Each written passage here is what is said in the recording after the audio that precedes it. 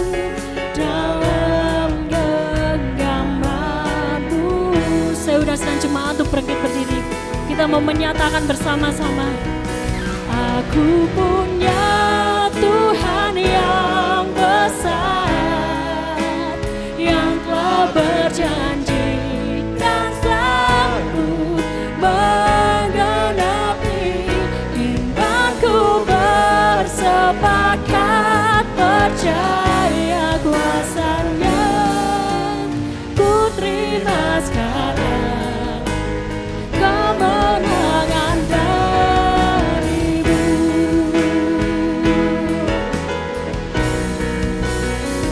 Aku punya Tuhan yang besar, yang telah berjanji dan sanggup menggenapi imanku, bersepakat percaya kuasa-Nya, ku terima sekarang kemenangan darimu.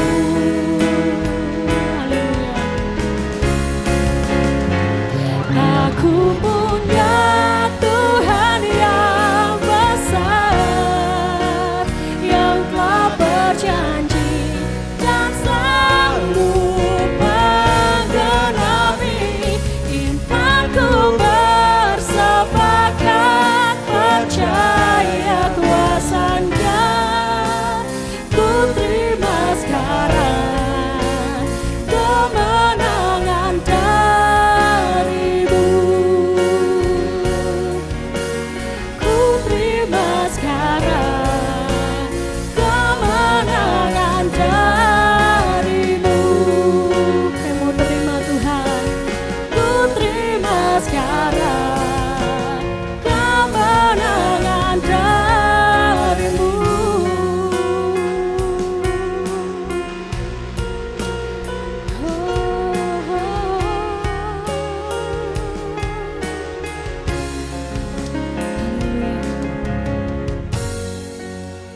pujian tadi Tuhan, biarlah setiap umat kita, umat-Mu yang ada di tempat ini, kami mau bersepakat bersatu hati bersama-sama menyatakan bahwa kami percaya kami memiliki Allah yang besar Tuhan. Biarlah kami mau terus melibatkan Engkau dalam setiap kehidupan kami, dan kami boleh menerima kemenangan demi kemenangan hanya dalam nama-Mu Tuhan. Kami siap Tuhan untuk mendengarkan firman-Mu lebih lagi Tuhan. Biarlah Engkau berkati hamba-Mu dalam menyampaikan perkataan firman-Mu Tuhan. Kami menyerahkan ibadah kami selanjutnya hanya di dalam tangan-Mu. Hanya di dalam nama Tuhan Yesus kami berdoa. Haleluya. Amin. Silakan duduk kembali.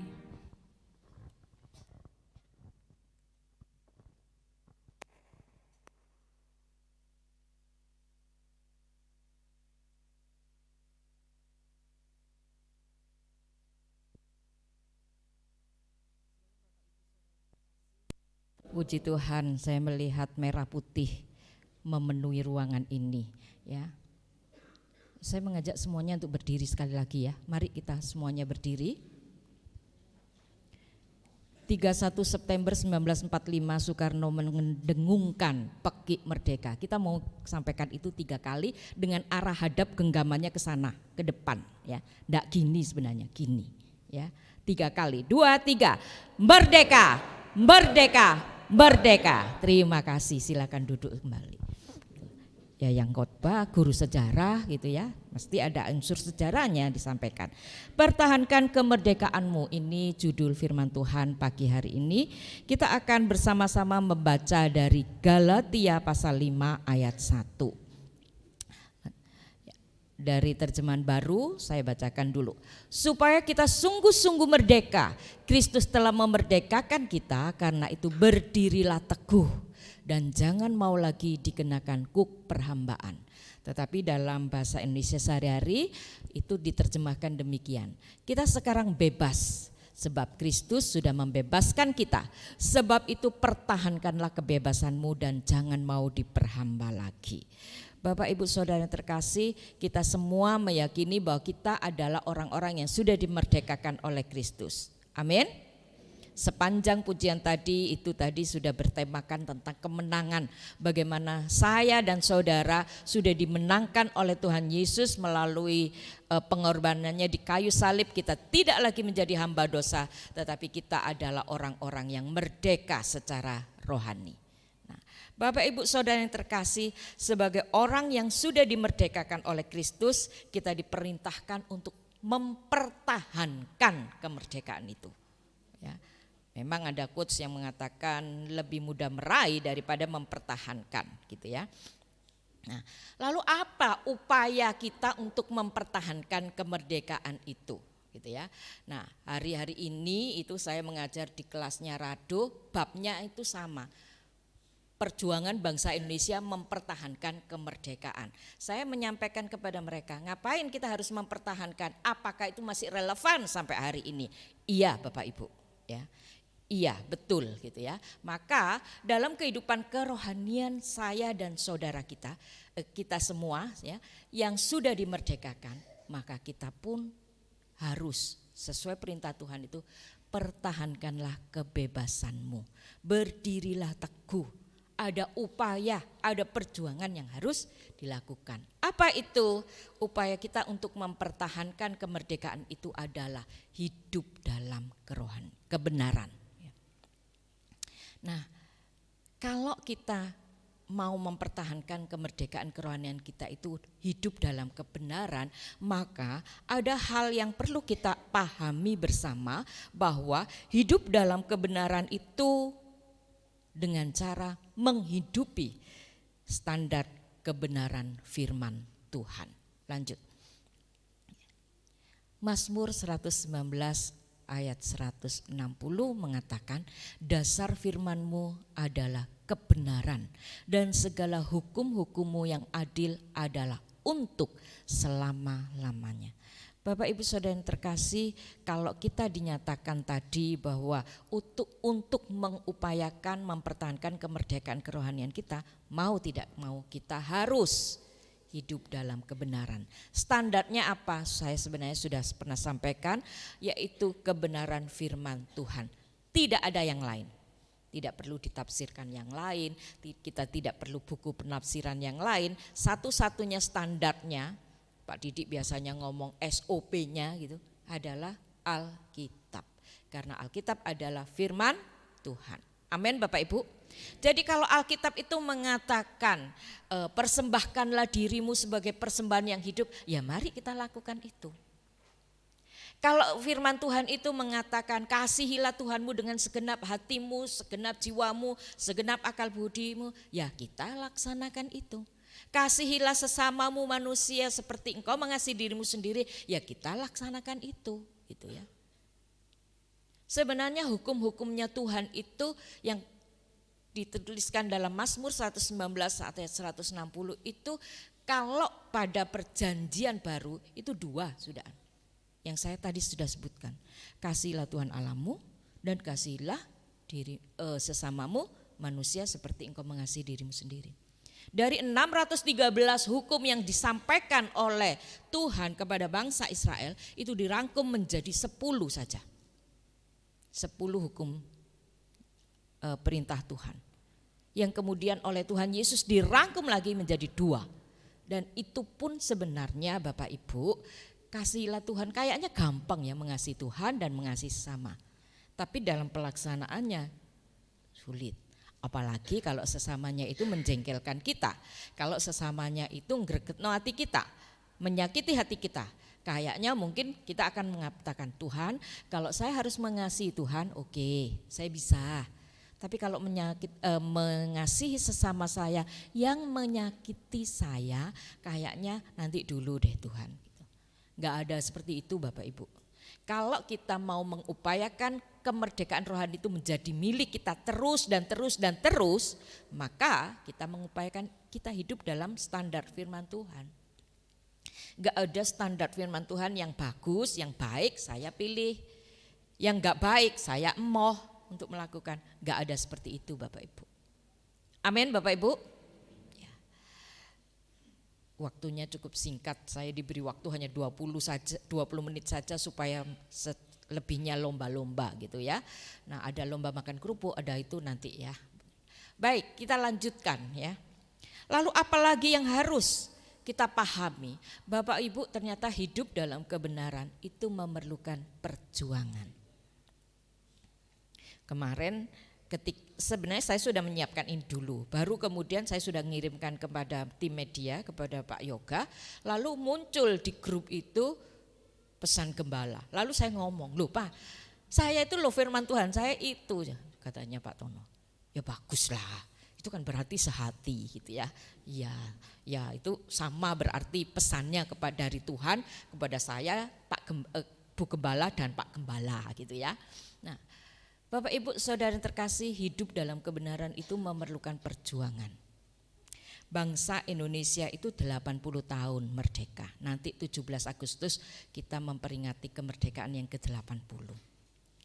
Sebenarnya di Reels itu ada yang bagus sekali dari Profesor Mahmud MD. Itu menyatakan satu-satunya negara yang berjuang untuk mendapatkan kemerdekaan itu Indonesia. Ya. Kalau negara lain, Malaysia itu dikasih. Amerika itu merdeka dan menindas bangsa pribuminya. Itu pun mereka sebenarnya ada unsur dikasih oleh Inggris. Indonesia itu berjuang. Sebenarnya ini tidak bisa diilustrasikan untuk kita. Kita tidak pernah memperjuangkan kemerdekaan kita. Ya, kemerdekaan rohani kita bukan karena perjuangan kita. Amin. Sama dengan Malaysia, kemerdekaan rohani kita adalah pemberian anugerah dari Tuhan Yesus. Gak ada satupun perbuatan kita yang membuat kita bisa merdeka secara rohani, gak ada. Nah, tapi seperti bangsa Indonesia, kita pun harus terus berjuang. Mempertahankannya itu bagaimana? Ya ada daya juang. Soekarno itu punya quotes atau kutipan. Perjuanganku lebih mudah karena mengusir penjajah, tapi perjuanganmu akan lebih sulit karena melawan bangsamu sendiri. Yang dimaksud dari kutipan Soekarno ini adalah perjuangan bangsa Indonesia saat ini itu lebih sulit karena apa? Karena harus menghadapi tantangan secara internal dari dalam bangsa Indonesia sendiri. Kalau dulu beliau mengatakan lebih mudah, ketok gitu loh, musuhnya itu siapa gitu. Mungkin bangsa Belanda, Inggris yang notabene bule, atau Jepang yang notabene sipit dan pendek waktu itu. Sekarang Jepang tinggi-tinggi ya. Tapi kalau perjuanganmu saat ini bangsa Indonesia ya, lebih sulit karena melawan bangsamu sendiri. Kira-kira Bapak Ibu, kita bangsa Indonesia masih berjuang dalam hal apa ini ya? Untuk tantangan internal bangsa kita sendiri. Ada banyak Bapak Ibu ya. Korupsi. Itu yang korupsi bukan orang bule, bukan orang barat, bukan orang asing yang korupsi di Indonesia. Yang korupsi siapa? Orang Indonesia sendiri. Intoleransi. Apakah itu datangnya dari luar? Tidak Bapak Ibu, dari bangsa kita sendiri. Saya mengingat betul era-era tahun 80-an, saya mengalami masa-masa kecil di era ya 70-an, 70, 80, itu saya mengalami masa kecil di Kota Lama. Itu campur Bapak Ibu, yang Tionghoa, yang Madura, teman saya, yang orang Jawa campur, persentasenya sama dan kita main bersama. Gak ada intoleransi-intoleransian begitu. Tapi sekarang kan kuat sekali. Itulah tantangan internal bangsa Indonesia. Yang tidak bisa kita pungkiri ya, korupsinya itu tidak selesai-selesai. Lalu tantangan internal kita apa? Sebagai bangsa yang sudah dimerdekakan, lalu kemudian kita harus berjuang melawan apa? Tantangan internal kita itu rasa malas. Aduh, ibadahnya cek akene kok suwe temen gitu ya. Ada ibadah raya, pokcil, kemudian ada ibadah doa malam. Perasaannya aku gak duwe penggawean ta gitu. Enggak seperti itu ya Bapak Ibu. Untungnya jemaat di sini the best. Gitu ya. Amin. Setiap ibadah kita semangat beribadah, mengalahkan rasa malas. Saat teduh, aduh rasanya kalau boleh enakan narik selimut daripada bangun untuk kemudian saat teduh dengan Tuhan. Tapi itu harus kita lawan Bapak Ibu. Lalu perasaan merasa kalah, pasrah terhadap keadaan, pasrah terhadap takdir, ya wis ngene iki aku. Nah, hal-hal semacam ini itu yang harus kita atasi, kita upayakan, kita perjuangkan untuk kita kalahkan. Dan sekali lagi itu tidak mudah. Bapak Ibu Saudara terkasih, bagaimana caranya untuk kita bisa mengupayakan itu, terus berjuang, libatkan Roh Kudus. Dengan upaya kita sendiri itu satu hal yang mustahil. Tetapi dengan melibatkan Roh Kudus ada dalam hidup kita, kita dimampukan untuk mengatasi setiap tantangan internal kita. Amin. Saya itu selalu ngomong sama Pak Britono gitu. Kadang-kadang ya saya ini merasa malu hati dengan jemaat. Terus terang kadang saya mengambil nama Bu Ali gitu ya. Kalau saya merasa enggan-engganan untuk ibadah, Bu Ali itu loh usia 80 sekian masih datang jalan kaki. Dan itu saya tahu butuh effort, butuh usaha. Karena Bu Ali cukup seringkali mengatakan kakinya sakit gitu ya, ada perutnya sakit. Nah saya malu hati.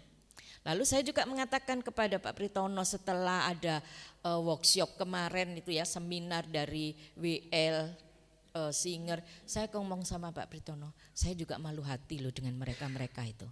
Kenapa? Ketika mereka harus berbicara di depan, mereka itu persiapannya betul-betul. Nah itu memacu saya ketika saya harus melayani, itu diingatkan lagi gitu loh. Loh itu loh, orang-orang itu loh menyiapkannya sungguh-sungguh. Masa kamu ecek-ecek, kamu hanya sekedar aja gitu. Itu menjadi peringatan-peringatan buat saya. Ketika saya melihat guru-guru sekolah minggu yang dengan usahanya sendiri loh Bapak Ibu. Saya duduk di situ dengan Pak Britono, lihat Bu Ningsih cerita, menceritakan tembok Yeriko dari foam lalu diinjek-injek bareng.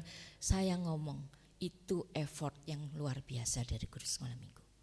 Bapak Ibu Saudara yang terkasih, gereja memang tidak mencatat ya, tidak mengupayakan hasilnya begitu ya apa. Tapi percayalah, Tuhan disenangkan oleh pelayanan Bapak Ibu semua. Amin. Nah, dan itu memicu saya juga untuk melayani lebih lagi, dan lebih lagi. Amin.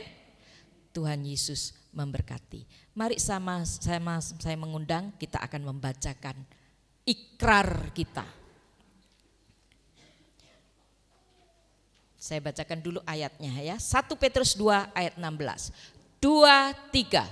Hiduplah sebagai orang merdeka dan bukan seperti mereka yang menyalahgunakan kemerdekaan itu untuk menyelubungi kejahatan-kejahatan mereka. Tetapi hiduplah sebagai hamba Allah. Tuhan Yesus memberkati.